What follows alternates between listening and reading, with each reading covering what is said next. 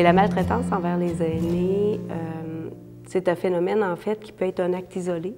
Donc, quand on parle de maltraitance envers les aînés, on peut faire référence à des actes qui sont répréhensibles de violence. Mais ce qui est aussi pertinent de savoir, c'est que la maltraitance, ça peut aussi être de la violence, comme je vous disais, un acte répréhensible, mais ça peut être aussi des absences de gestes qui sont appropriés pour une personne. Donc, on parle de négligence à ce moment-là. Et fréquemment, dans la majorité des cas, c'est avec les personnes qui font vivre de la maltraitance, c'est des personnes avec qui on peut avoir un lien significatif. Donc, normalement, on a un lien de confiance. Donc, dans certaines situations, ça peut être extrêmement difficile pour les personnes de dénoncer la maltraitance, étant donné que, c'est ça, il y a des enjeux à dénoncer, hein, mais c'est important de le faire, la dénonciation. Le travailleur de milieu, dans un contexte de maltraitance, on est vraiment là en premier lieu, là, vraiment, vu qu'on est les premiers au niveau du terrain, c'est vraiment de faire du repérage. À ce moment-là, si on établit des liens de confiance avec les personnes, il peut arriver qu'on ait des confidences, que ce soit par une personne de confiance qui est autour de la personne qui en subit ou par la personne elle-même. L'important, c'est que cette personne-là sache que nous, on est vraiment là en toute confidentialité. Si la personne, bien entendu, est autonome. Là, on parle d'une personne qui est en mesure de faire ses propres choix. On est là pour l'appuyer aussi, l'écouter de façon vraiment inconditionnelle. Donc, c'est vraiment une écoute sans jugement. La personne peut nous en parler. Et le rôle du travailleur de milieu, c'est vraiment d'être peut-être aussi la première porte aussi au niveau de la dénonciation, d'en parler avec quelqu'un. Il ne faut pas rester avec ça, se sentir normalisé. Et si la personne ne veut pas qu'on l'accompagne dans ses démarches, parce qu'il y a des gens qui veulent faire des démarches, il y a des gens qui ne veulent pas faire des démarches. Lorsque les gens ne veulent pas être accompagnés, nous, on leur donne vraiment les ressources qui peuvent exister sur le territoire à ce moment-là. Il y a la maltraitance physique, celle qui est la plus facile à détecter. En fait, les personnes peuvent présenter des bleus, les gens peuvent être contenus physiquement, il peut y avoir des morsures, pousser une personne. Donc, il y a la maltraitance physique. Il y a aussi la maltraitance psychologique. Donc, la maltraitance psychologique, c'est celle qui est la plus sournoise et qui peut se présenter vraiment sous différentes formes. Quand je vous dis bouder une personne, arrêtez de venir la voir aussi. Donc, la personne n'a pas corroboré, par exemple, avec ce qu'on voudrait qu'elle fasse ou qu'elle accepte, en fait, des propositions. On arrête de venir la visiter. Donc, d'une certaine façon, il y a une forme de maltraitance psychologique qui est en dessous de ça. La maltraitance sexuelle, donc on en parle beaucoup moins parce qu'on a l'impression que c'est tabou chez les aînés. Par contre, la maltraitance sexuelle, ça existe.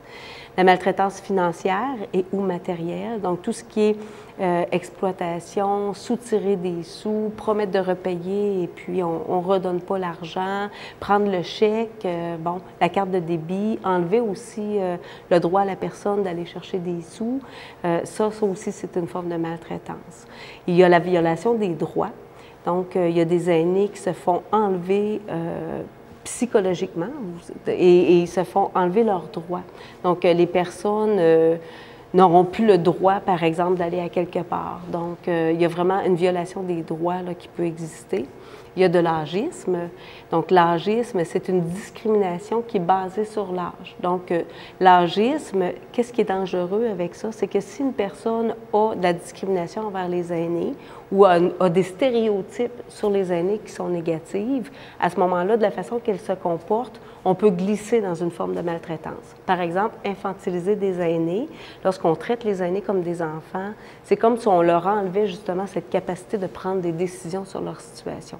Il y a aussi tout ce qui est organisationnel. Donc, la maltraitance organisationnelle, c'est un phénomène qui existe. On en entend parler hein, dans les CHSLD. Ça peut arriver, que ce soit de la négligence ou des absences de soins. À partir du moment où on l'a décelé, bien évidemment, il ne faut pas brisquer la personne.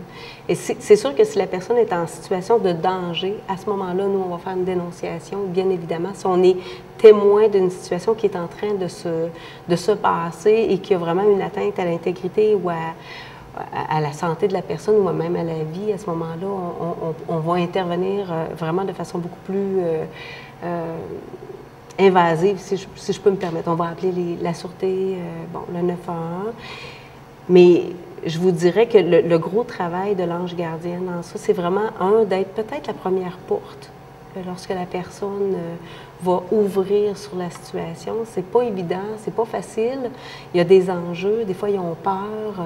Il peut y avoir aussi des conséquences que la personne pense qu'elle va vivre aussi lorsqu'elle dénonce la maltraitance. Donc, c'est vraiment d'être à l'écoute de la personne, vraiment sans jugement, ne pas brusquer la personne. Donc, on peut être la première porte aussi.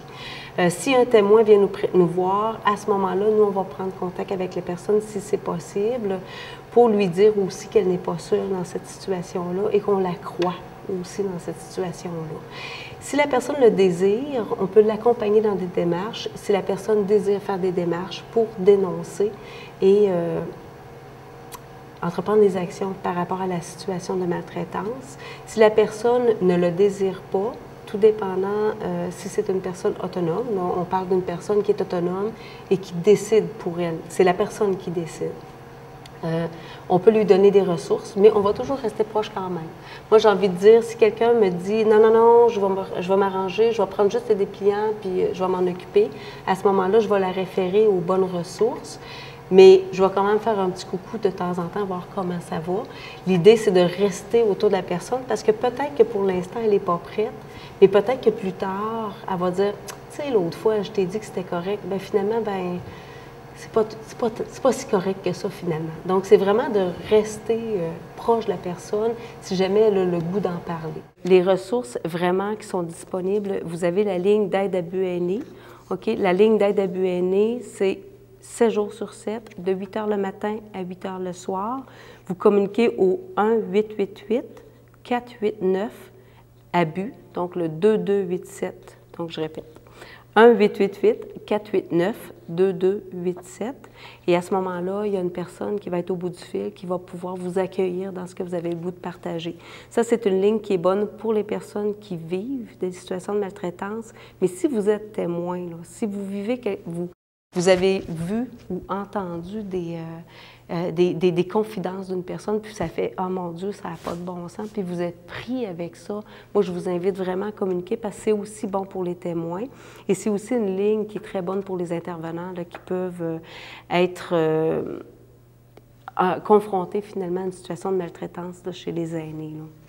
Il y a aussi dans les ressources, évidemment, le 811. Donc, il est en 24 heures sur 24 possible de communiquer avec le 811. Vous faites le 2 et à ce moment-là, vous parlez avec une travailleuse sociale.